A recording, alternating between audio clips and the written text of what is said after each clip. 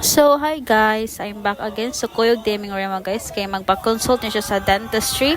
Kaya magpa-braces na siya. Kuyog din na siya si Changwook. One of closest friend ni Rema kasi Changwook guys. So, sa kainit no, klaro gihapon na itong kagwapa. Wow! At that time din no, kay padong na Miss TNG ana guys. Look, it's so very init.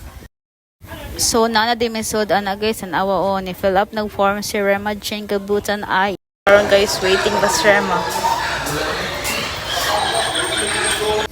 So, another form na pud ang gipilafa ni Rema guys. Awa oh, happy kina siya guys. Kay maka-braces na dyan na siya guys. So, busy man ang duha guys. So, iya na lang kong video diha. Bahala.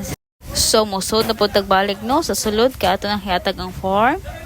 Changing lives one smile at a time. So, magpo-braces na mo guys. Aral mo sa DNG. Dapit sa may santo ninyo. Nagkayagit na itong nang diri. Pero si Rema oh, blooming kaayo. So, syempre, di dyan na mawagdang ang paniod na. So, nag-order na di si Rema diha guys.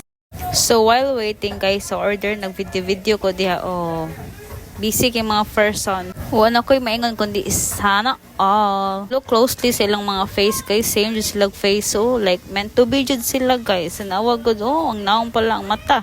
So, naabot na day ang among order guys. Nawa na lami. Kaya na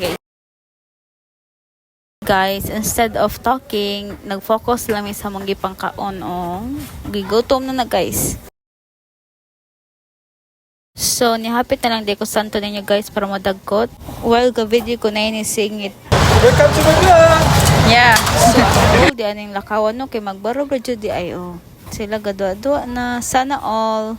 So, since kipangkapoy na magduwa ang mga bata, mauli na mi guys. So, maura to and thank you for watching.